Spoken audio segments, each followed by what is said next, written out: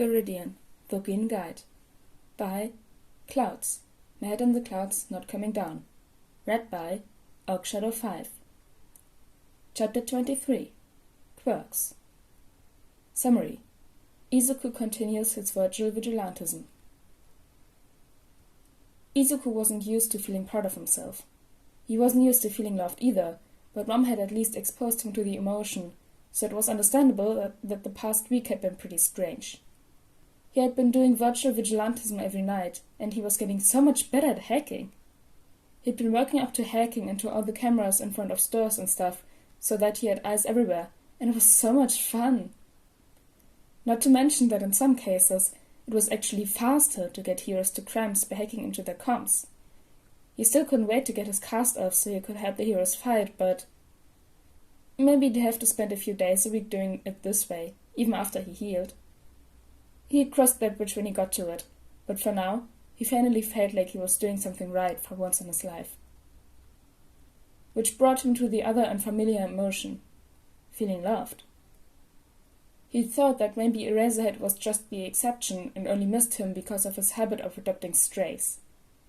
If he stopped to pet stray cats, of course he'd remember an annoying Vigilante, so it only made sense that he'd miss Izuku because he was just more caring than normal, but that didn't seem to be the case.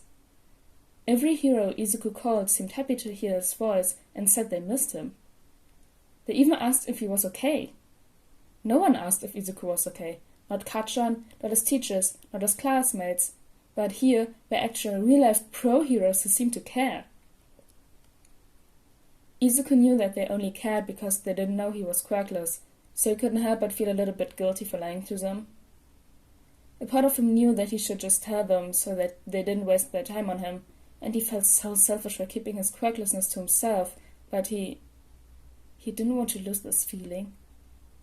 He knew he didn't deserve to feel loved, but well, it wasn't like he was actually lying to the heroes, right? He was just leaving out some info.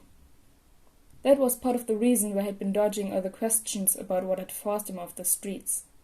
If they knew who broke his arm, or when he broke it, then they might be able to pull hospital records or something, and then they'd know who he was, and then they'd know he was quirkless, and they'd force him to stop, and they'd tell Mom, and she'd be so worried, and this was the problem with Snow Knights.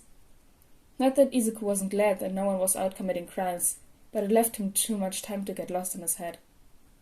He switched between cameras again, looking for anything suspicious. There were a couple drunks, like there were every night, and some other people wandering about, but no one was doing anything criminal as far as he could see. The closest thing to a problem he could see was a group of teenagers smoking, but they weren't hurting anyone, even if they were loitering. He was about to switch cameras again and see if he could track down any of the heroes and see what they were doing, when one of the teens jerked suddenly, stabbing his neck. Within seconds, the others were batting at the air and slapping themselves as well, but beyond that, Izuku couldn't see anything wrong. He really wished the camera he was watching through had audio, so he could tell if they were just hallucinating from whatever they were smoking, or if they needed help. But that was one of the disadvantages to doing his vigilantism work virtually. It wasn't until they started attacking one another with their powerful quirks that he called the heroes. He debated a minute about which hero would be best before deciding they'd probably appreciate backup for a fight this big.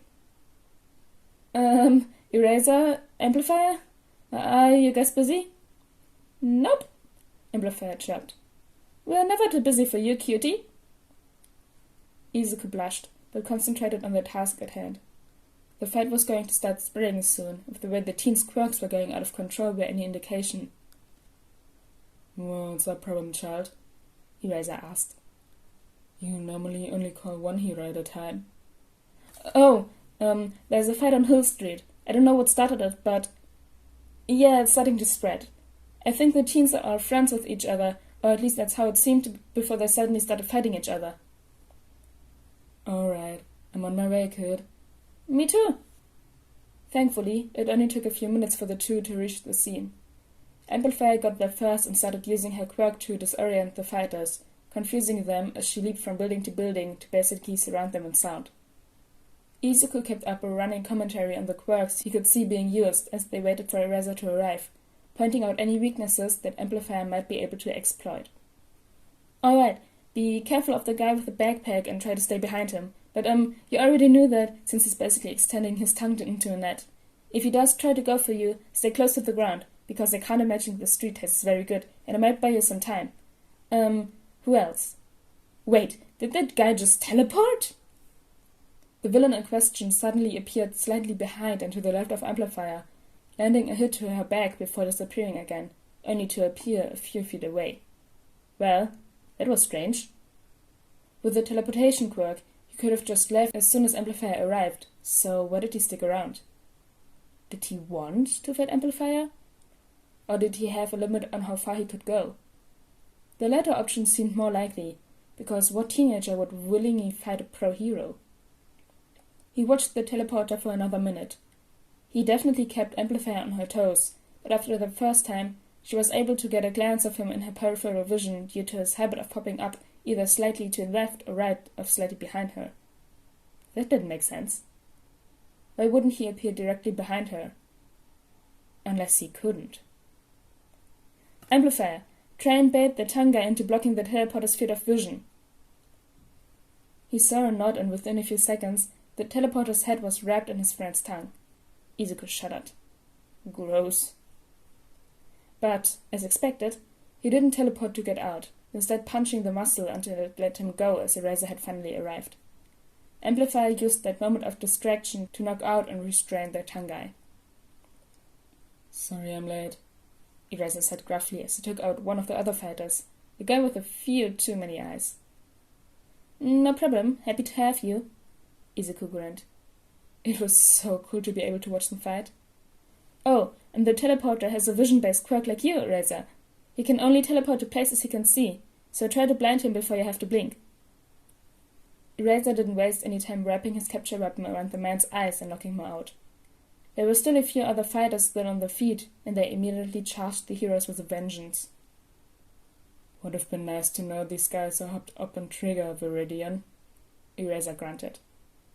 Izuku's eyes widened and he facepalmed, wincing as he accidentally hit himself in the face with the cast.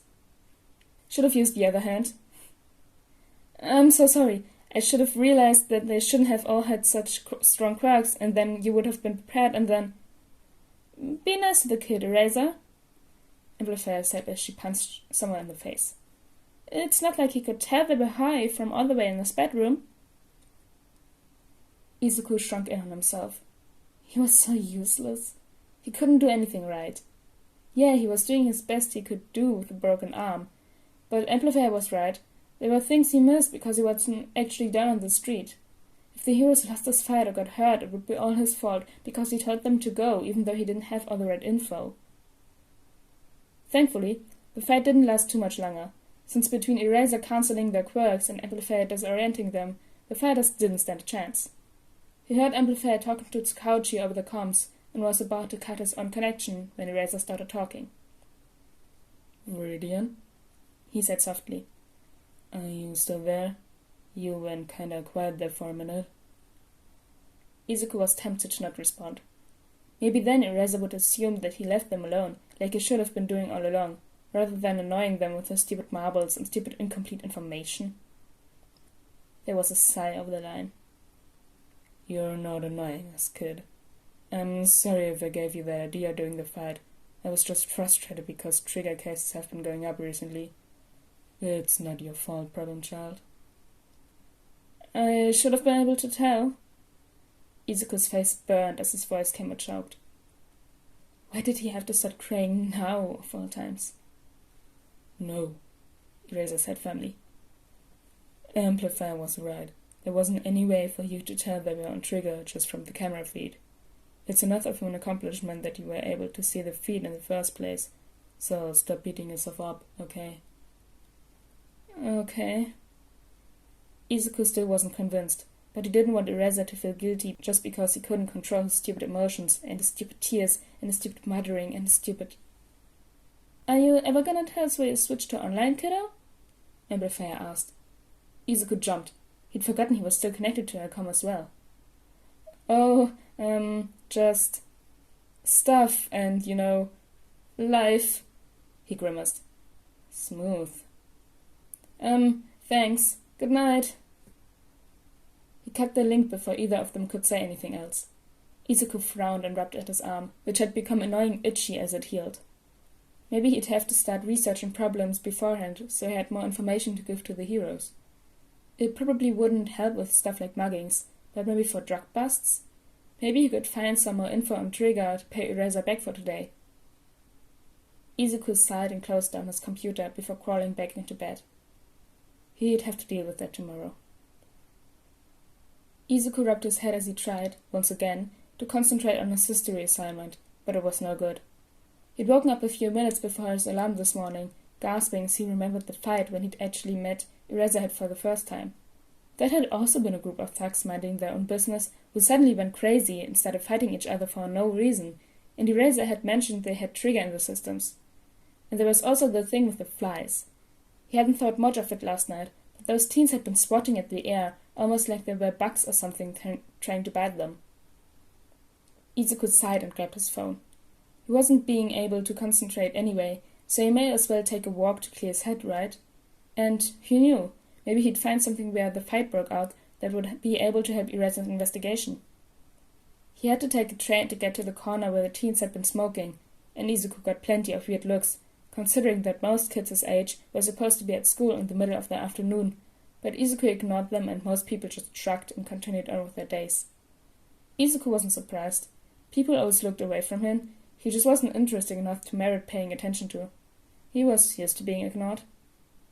The corner looked different in daylight, and Izuku looked up until he saw the camera he'd hacked into the night before. It was weird seeing the street from this angle, but a good kind of weird, and it made Izuku smile slightly before he went back to looking around for clues.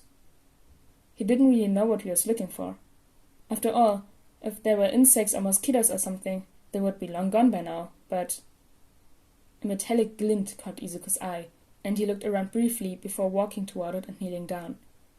He sucked in a harsh breath as he saw the crushed corpse of a tiny robotic bee, a cracked glass cylinder acting as its abdomen.